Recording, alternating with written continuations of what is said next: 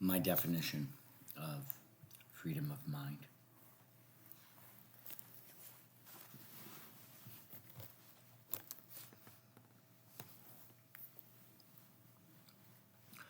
Freedom of mind is comprised of two distinct but connected pieces.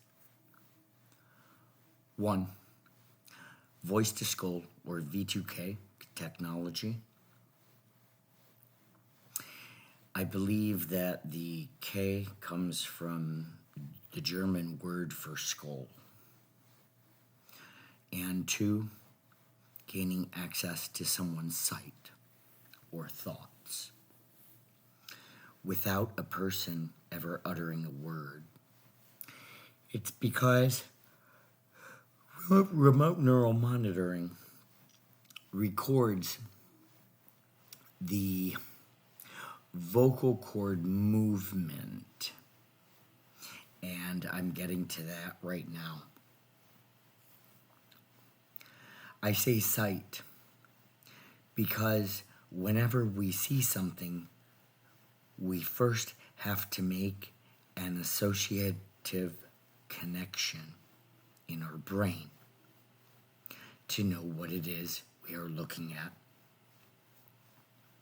When we see a basketball, we know it's not a pumpkin, even though they are both orange, by particular characteristics that make it different than the holiday lantern with seeds to roast and guts of many recipes.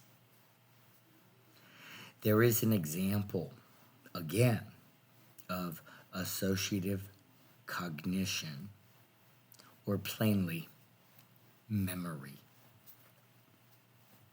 A 6 and a 9 look similar, and for some, the discerning between the two can make palms sweat. Anytime we use our bank PIN or unlock a combination lock, we say it, sometimes out loud, but we always say it inside our head so that we know we get it right. Knowing someone's thoughts is the same as sight, and we have no business at all playing God. The concluding paragraph of chapter 1.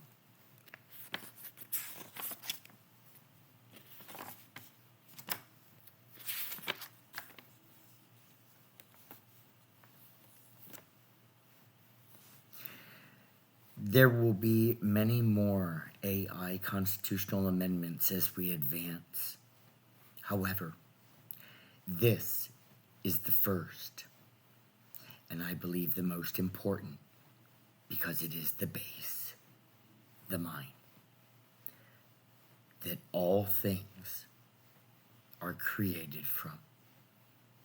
And if we stifle that creative expression or independent thought, we will likely not reach our full potential as a civilization.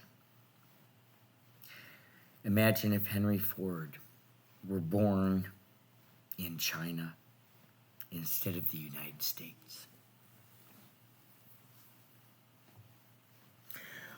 What would have been the point in improving on an invention once it's made, especially if there was not personal gain and the ability to own your own company, but instead you had to sell the innovation to the government for a one-time commission check. Freedom does not equal chaos. Freedom does not mean or cry anarchy. Freedom offers choice. And in a modern world, we must, as individuals, parents, and government leaders, realize that too much control results in addiction, the rebellious child, and the depressed citizen. We are all slaves to technology, and just because something is easier does not make it better. Currently, we live not in the present for dozens of hours a week, hooked on technology, reading and writing email, playing video games, and America's favorite drool time, watching television, a screen, followed in close second to texting instead of talking. Our slutty, passionate affair with technology today makes us more isolated and not connected with the real world, the one we are experiencing. Not some fantasy, make-believe world where instead of appreciating and having gratitude for things, we instead make them, and sadly, also make them up. An excessive addiction to technology makes a person believe if they make something up, that it is for real, as opposed to living in harmony and connection with the real environment in which we live.